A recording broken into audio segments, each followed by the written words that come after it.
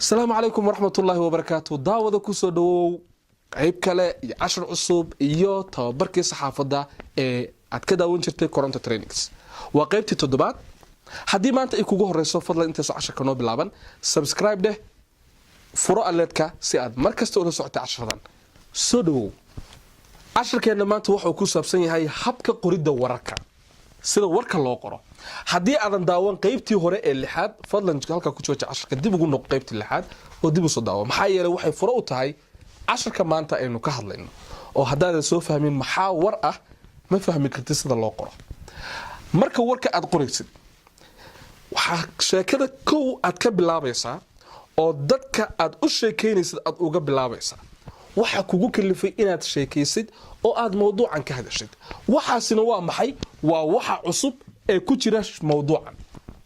waxa cusub ee mowduucan ku jira ayaa keenay inaad hadashid. sidii aan hore ugu aragnay tusaalayaashii hore dhacdooyinka aanu lahayn war ma aha sababta aanu ku diidayna waxay ahayd ma cusba waxan. sidaas oo kalena qoraalka warka wuxuu ka bilowdaa waxa cusub ee dambeeyay ee dhacdada dambeysay ee kugu kaliftay inaad sheekaysid. wuxuuna u qaybsamaa warku wuu ka fudud yahay sida sheekooyinka kale la qoro ma dheera warku wax dheer ma noqdo wuu ka gaaban yahay wuxuuna ka kooban yahay 3 qaybood oo kala ah bilow dhex iyo dhamaad. bilowga hadaba maxaa lagu sheegaa? bilowga waxa lagu sheegaa liidka sheekada oo ah wixii aad rabtay in dadku ay kugu dhageystaan kugu daawadaan oo ay u soo jeestaan sheekadaada. waxaasoo ah cusaybka sheekada wixii nuxurkii ahaa. nuxurkii ayaad ku sheegaysaa halka hore oo tusaale ahaan warku wuxuu u samaysan yahay haddaan si kale muuqaal ahaan idin tuso saddexagalka fooraro oo kala weeyaan. halka ugu horeysa waa halka nuxurka sheekada lagu sheego. intii kaliftay inaad hadashid ayaa lagu sheegaa. liidkii baa ku jira wixii muhiimsanaa baa ku jira. waxa ku xiga dhexdii oo ah faahfaahin.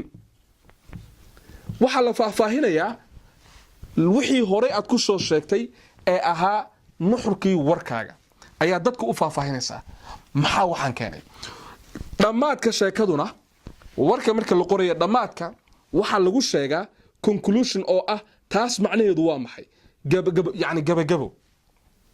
waxa lagu gabagabeeyaa waxan aad ka soo hadashay maxay u dhigantaa waa maxay macnaheedu. waa halkii go'aanka dadku ay ku heli lahaayeen ama maxaa iminkan ku soo beega waxan. tusaale ahaan halkan marka aad soo qaadana saddexagalkan oo aad halkan bilowgii ku sheegtay sheekada oo nuxurkii uu noqdo halkanna waxay noqonaysaa faahfaahintii. halkanna waxay noqonaysaa xiritaankii. marka warku wuxuu ka kooban yahay 3daas qaybood oo ah bilow dhex iyo dhamaad. haddaba bilow dhex iyo dhamaad sidee baa loo sameeyaa oo sidee baa loogu bilaabaa wax nuxur leh. tusaalahan ila daawo. tusaale ahaan warkan wuxuu ku saabsan yahay biyo la'aan ka jirta magaalo lagu magacaabo magaalo X. warka qaybtan hore waxa uu qoran yahay si aan ahayn sidii saxda ahayd oo waxaan ku bilaabay magaalada X waxa maanta ka dhacay dibadbax ballaaran oo ay ka soo qayb galeen dadweynaha qaybahooda kala duwan kaasoo ay kaga cabanayaan biyo la'aanta ka taagan toddobaadkii iyadii ugu dambeeyay magaalada. biyo la'aantan ayaa timid kadib markii uu jabay ceelkii magaalada ay biyaha ka cabi jireen waxaana taasi ay keentay in qiimaha lagu kala iibsado biyaha uu kor u sare u kac ku yimaado. yacni sare u kaca qiimaha biyaha ku yimid ayaa ah warka ku jira sheekadan oo waxa kalifay in la sheekeeyo ah. marka isagoo sax waa kan waxaan ku bilaabaynaa qiimaha biyaha ee kor u kacay imisay ahayd iyo imisay tahay. magaalada X qiimaha intaas uu noqday awal intaas ahayd. yacni kororkan maxaa keenay? waxa laga sheekeynayaa waa kororka qiimaha. magaaladan marka faahfaahin ku saabsan magaaladan iyo dadka degan iyo halka hadda biyo laga helo iyo saameynta arrintani ay yeelanayso oo ah oday kamid ah dadka degan magaalada ayaa wuxuu sheegay in magaaladan biyaha halka hadda looga keeno uu gabaabsi yahay taasna ay keeni kartaan xaaladdu ay sii adkaato. yacni waa warkiiba wuxuu ka kooban yahay 3 paragraph iyo liidkaas.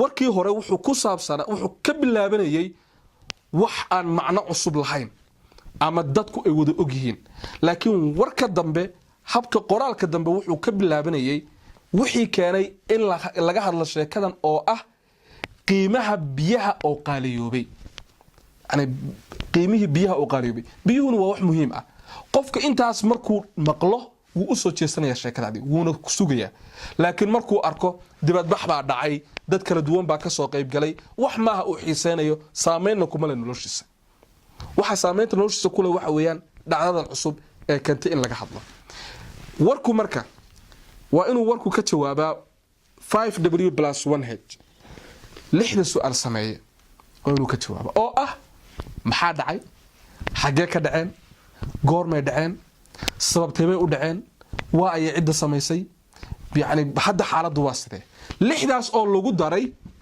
what does it mean yani tan maxay tahay macnaheedu oo conclusionka sheekada lagu sheegayo markasta marka waxa qoro warkana soo koob oo soo ururi hana noqdo wax nuxur leh oo kooban fikradaadana ka ilaali hana ku darin aragtidaada banaanka ayay ka tahay aragti iyo war isma galaan warka laguma daro xitaa qofka aqoon-yahanka sidee buu u arkaa music laguma daro heesna laguma daro maxaa yeelay go'aan bay keenayaan aad iyo aad baad u mahadsantahay aad iyo aad baad ugu mahadsantahay daawashada casharkan fadlan subscribe deh furo alertka la wadaag saaxiibada haddii aad su'aal qabtid commentiga hoose igu reeb ama emailka xagga dambe ku qoran ee igula soo wadaag